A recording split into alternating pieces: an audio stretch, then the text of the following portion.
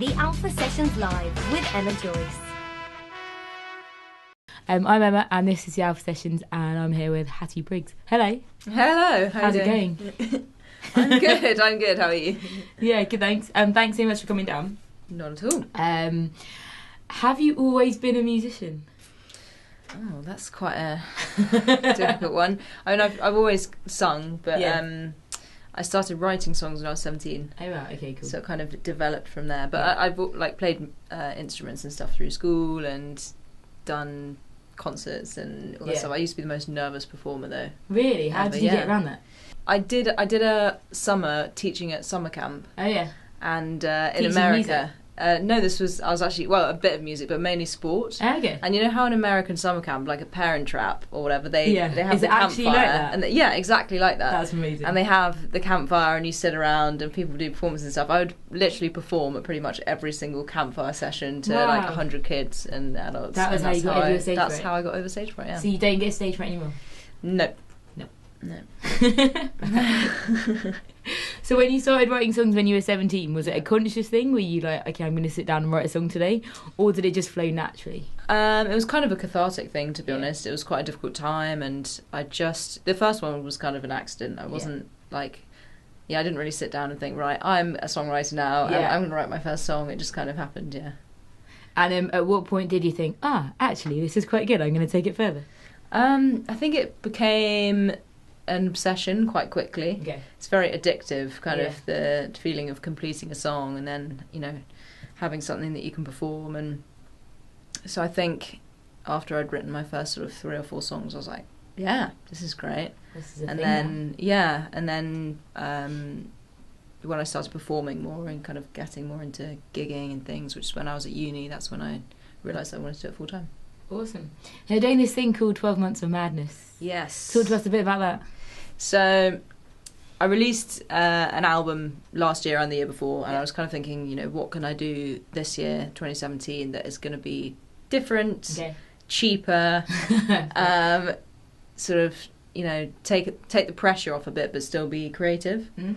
So I came up with this idea called 12 Months of Madness, which is releasing a limited edition themed CD every single month of the year. I thought you said it would be a lot easier.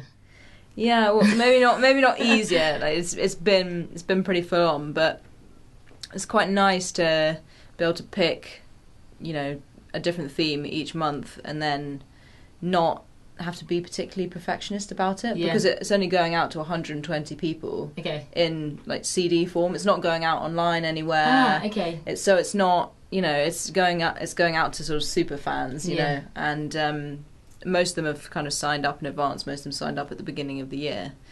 That's awesome. To have them drawn in from such an early stage before they've seen it pan out means they must be pretty loyal. Yeah, there was a pretty nice feeling to have a whole bunch of people sign up at the beginning and say, yes, we think that, you can bring out a CD every month and it's not going to be It's like saying, pants. I don't even know what you're going to do yet, but I'm on board, which I think is pretty awesome. It was pretty cool, yeah. So in terms of planning over the 12 months, how far in advance do you have to plan the releases? It kind of depends on the month. So most months, as I was just saying, they just go out on CD, but some months I'm kind of putting out official stuff. So May, for example, I put out a new EP, which was kind of like an official thing. It was 4 new songs recorded properly with the band, and it's out on iTunes and Spotify and all that. So obviously that was planned a bit more in advance. Yeah. And also April I put out the vinyl of my second album. Awesome. as that was the theme for that month. So those 2 were kind of more planned, but like this month, for example, I think I'm going to do a whole CD of Beatles covers. Oh, sweet. Because there was the anniversary last month for Sgt. Pepper. Yeah. But I haven't. That's very much like a last minute. So sometimes it's quite an autumn, and sometimes it's planned strategically. Yes, exactly. All right, cool. And is it all going to plan? So far, yes. Yeah. Okay. Yeah. It's been great. I've been very creative this year. I've done a lot of songwriting. Yeah.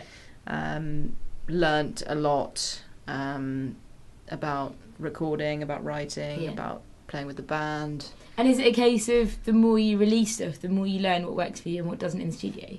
So Definitely, maybe yeah. from that side it's a learning curve, I don't know. Yeah, it's all a learning curve. Yeah. I don't think you ever stop learning. Well, I hope not anyway. Otherwise it's a bit pointless. Like, yep, I know everything now, and, you know, we can all go home. You never know, one day. Maybe one day when I'm Tom Jones or whoever, you know. But, yeah, I think it's good to always be kind of...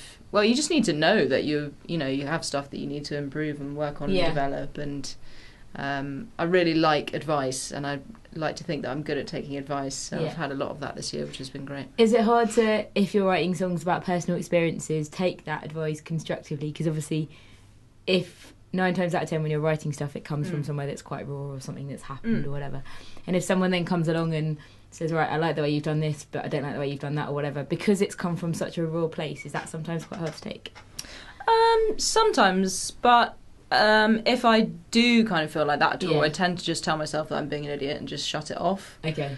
Because there's no point in being that precious about it, because otherwise you'd never improve. Yeah. And to be honest, even if they're saying, you know, something about the song, it's not normally like about the subject of the song, you know, it's something technical. It's, you know, I think that this pre-chorus needs to actually move in this direction or whatever. It's not like the theme of this song sucks and, you know, you should rethink the whole thing. It tends to be quite specific. I'd be that idiot. 100%. What, like, no, I'm not changing leave anything. my song alone. What are you doing? No, I'm pretty good at sort of changing stuff if it needs to be changed.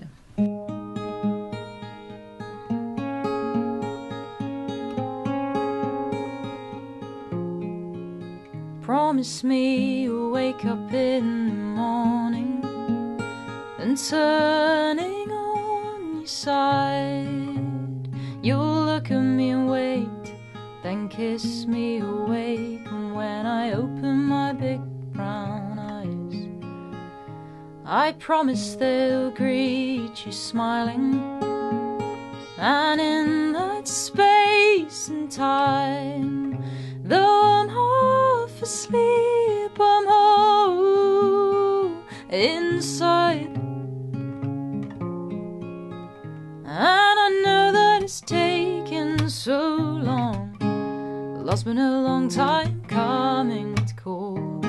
Well, it turns out that you know my heart when I've never known me at all.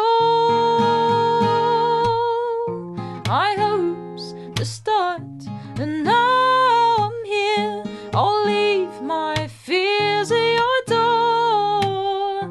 I know my heart can open up. It's just I've never been in love before.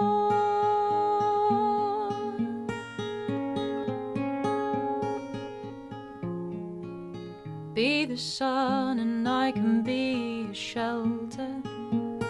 I'll be myself with you. By saying my insecurities out loud, I'll be accepting that they are true. I want a love that's unlike any other, much more than just desire. Though you set my soul on fire, and I know that there's so many things that could go wrong. Is it danger or just you and me? Well, I'd risk the heartache, the hurt, and I'll never go back to who I used to be. I hope's the start, and now I'm here. I'll leave my fears at your door. And I know my heart can open up. It's just I've never been in love before.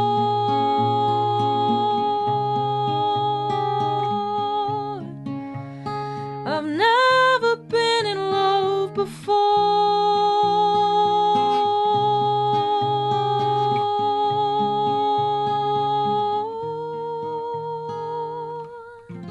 I hope's the start, and now I'm here. I'll leave my fears at your door. And I know my heart can open up. It's just I've never been in love before.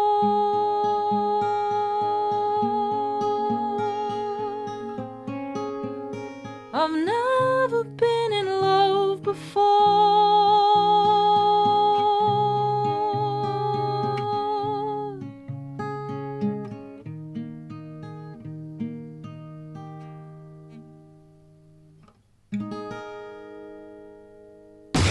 The Alpha Sessions. In terms of like inspiration and influences and stuff, where do you think you get most of it from?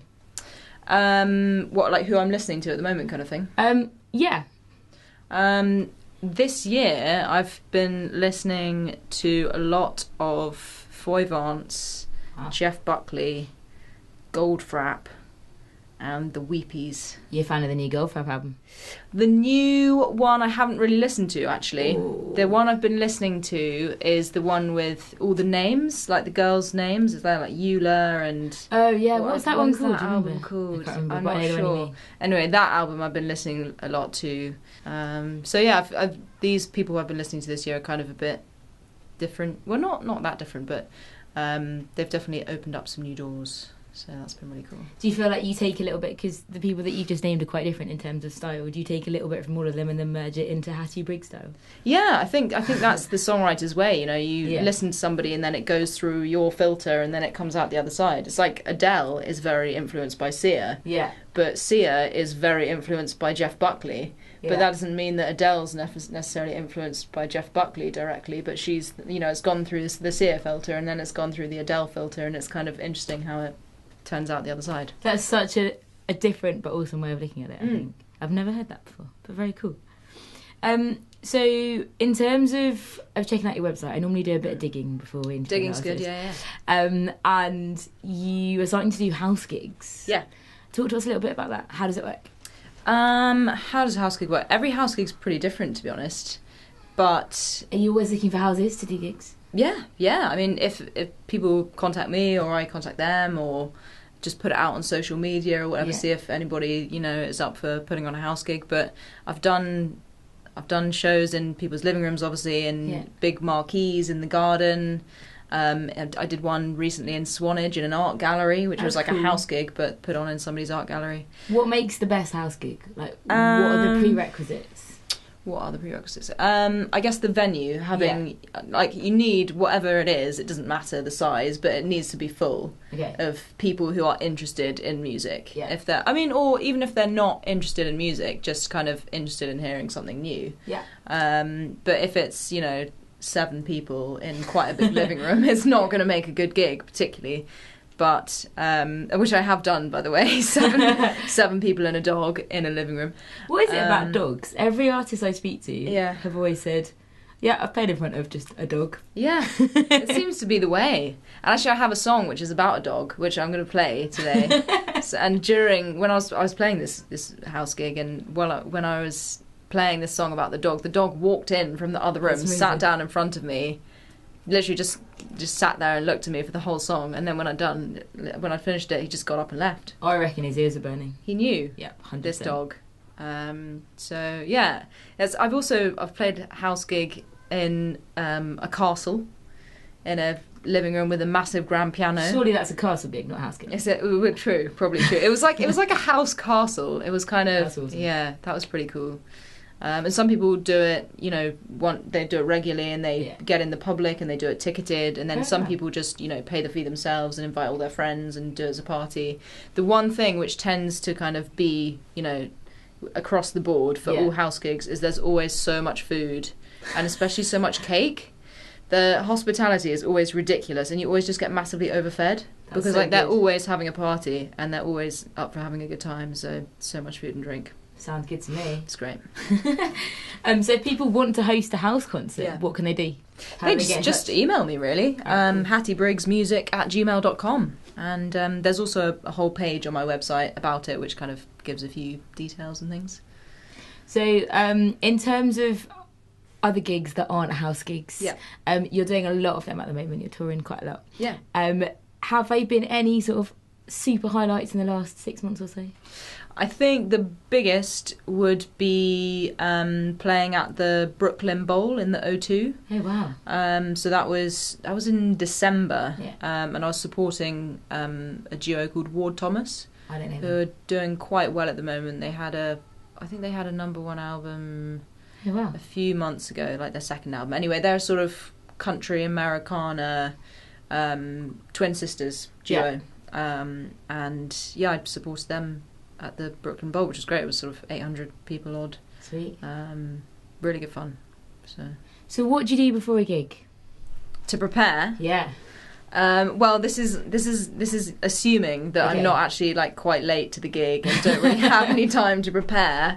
If there is some time to prepare, Well, you can be late now that there's no stage fright and you no, put that out of the box. that's true. Yeah. That's fine. To be honest, I'm happy to just walk on. But if I do have time to prepare, rushing to put makeup on and get changed or whatever, and then warm up is humming the chorus of Old Eyes, which is the song about the dog, but in different keys. So like gradually going up like a semitone or a tone each time in the scale, and just humming it at different keys.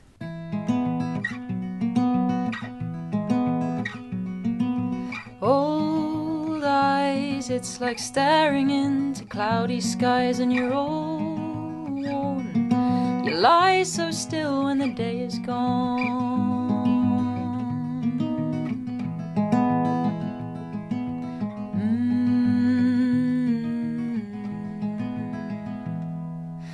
Blue Ridge, and I took you down to the railway bridge in the sunshine. We stayed all day 'cause the weather was fine.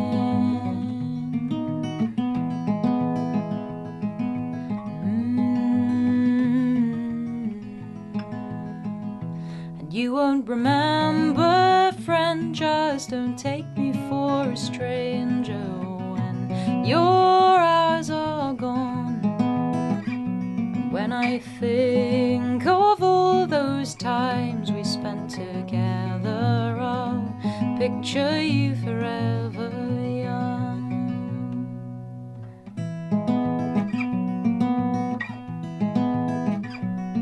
The seaside, the strength of the wind and the full moon tide, and I lost you. I found you again in the ice cream cube.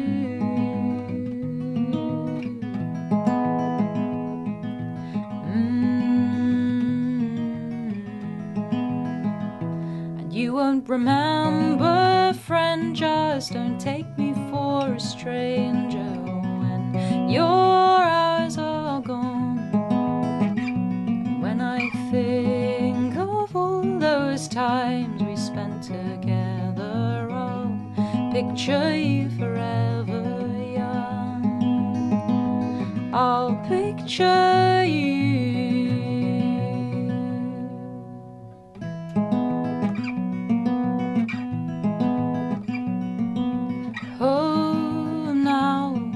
Sleep all day and you're tired somehow, and I miss you. The way you smile and your eyes shine too.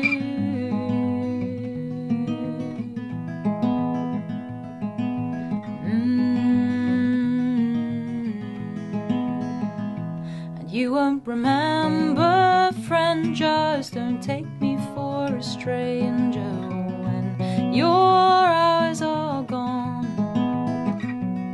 I think of all those times we spent together, I'll picture you forever young. I'll picture you. You won't remember, friend, just don't take me for a stranger when your hours are gone.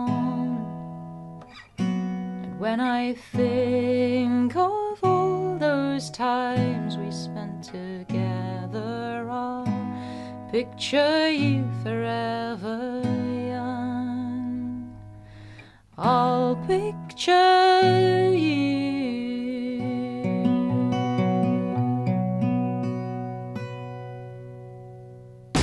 The Alpha Sessions. It's 5 years' time or 10 years' time. Right, okay. And you can collaborate with anyone in the world, dead or alive. Ooh. Who would that be? Whoa.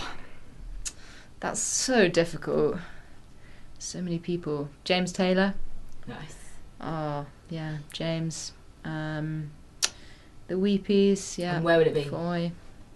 Where would it be? Probably in James Taylor's cabin that he has. This massive, like, wooden studio cabin where he records. I think it's in Montana. Wow.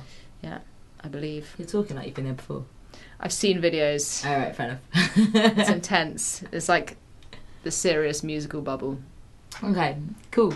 Now, you have literally done so much. In the last 5 years, or since like 2013. Like, Yeah. an EP pretty much every year, loads of stuff. Do you ever stop? No, not really. I don't know, I'd get bored. Yeah. Sounds and familiar. Also, songwriting is one of those things you can't really switch off. Yeah. So if something, is occurring. Yeah. So you constantly write, now I've done that, what's next?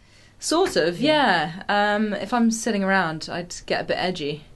But it's weird, I kind of find that songwriting comes in sort of, like a burst. Yeah. And then I won't really write anything for a bit. And then I'll have another quite prolific phase. So when you make EPs, are they, like, written specifically for that EP? Or is it kind of, you've had it in the back catalogue for a little while and you just put it out? Or is it a bit of both? Probably a bit of both. I mean, I don't normally sort of say, right, this is when I'm going to make my next album or EP, so I need to write these songs for that. I tend to just, be songwriting all the time, and then when I have enough songs to release something, then I'll do that. Just because otherwise, I don't know, I don't understand how people, go into the studio and they're like, right, we're going to write an album. Yeah. And then they write it, and then they, do all the rest. I don't think that would work for me at all, because it's like, how have you got the inspiration at that time to write, however many songs you need to write? It's very much for me, it's like in the moment. If I'm feeling this, then I'll write a song about it. Yeah. So, yeah, I don't know. It's just whenever it happens, it happens. So what is next? What is next? So I've just moved to London 2 months ago, so I'm kind of settling into London life and playing a few gigs around London, doing some busking. Obviously, 12 Months of Madness takes up quite a lot of time because it's... there's songwriting, there's recording, there's learning new stuff, there's promoting it, doing all the, just things like trying to figure out what the artwork's going to be each month and then getting that done and the printing. And that must be quite a process. That is quite a process. I don't actually do making the artwork myself, but it still takes time. And then obviously there's when the CDs all actually get delivered, so that was like 2 days ago. Then I had to package them all up and put all the stamps and the labels and all of that, which takes quite a few hours, and then go to the post office when it's about to close and have this man over your shoulder being like, the post office closes in 5 minutes. It's like, no, I need to get these CDs out in time. It's really interesting that you've chosen to kind of go back to the hard format of CDs when everyone's going down the streaming route, and you're like, no, actually, I'm going to have a specific amount of CDs that people can buy on limited edition. Yeah. Do you think that's working out really well?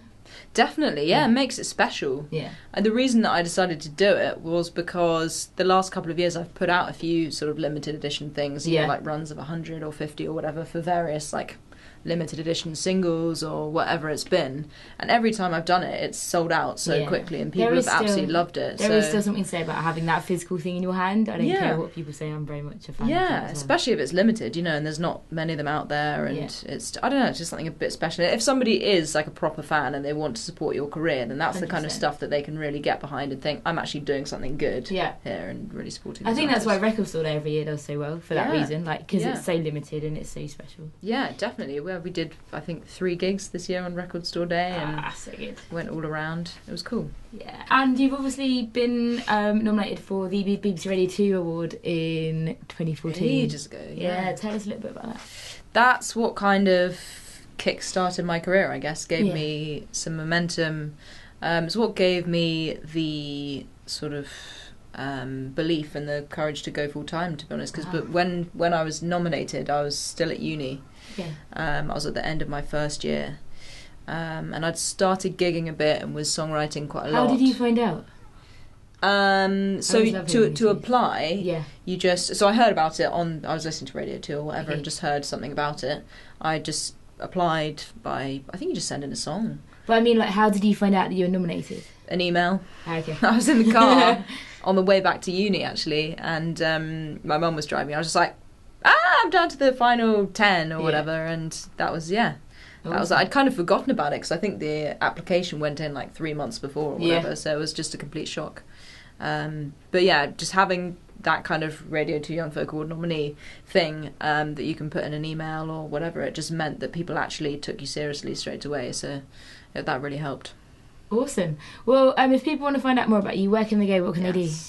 So, YouTube, Hattie Briggs, my website, hattiebriggs.co.uk, Facebook, Hattie Briggs Music, Instagram, Hattie Briggs Music, Twitter, Hattie Briggs, obviously on all the iTunes, Spotify, all of that malarkey.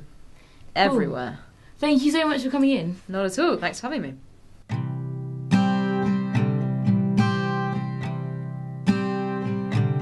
Time's a bird, leaves its footprints at the corners of your eyes. Time's a jockey racing horses, sun and moon across the skies. Time's a thief stealing beauty, leaving you with tears and sighs.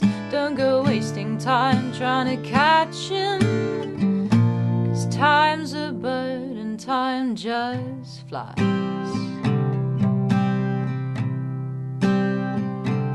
Time's a day, time's a week, a month and then a year. Time will bring you life but take away the ones that you hold dear. Time can heal cuts and bruises, help you clamber over fears. I never noticed time, but time was here.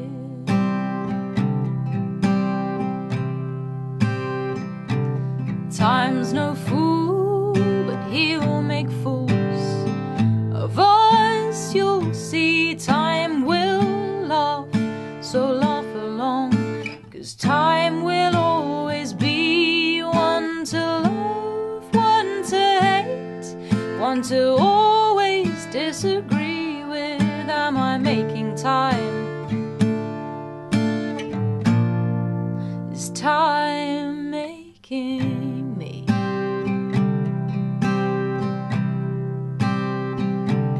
Time is now, time's forever. It's here and then it's gone. Is it wise to spend my hours putting time into a song? And when I'm dead, will time remember me? Or will time just move on? Only time will tell. Oh, time, don't do me wrong.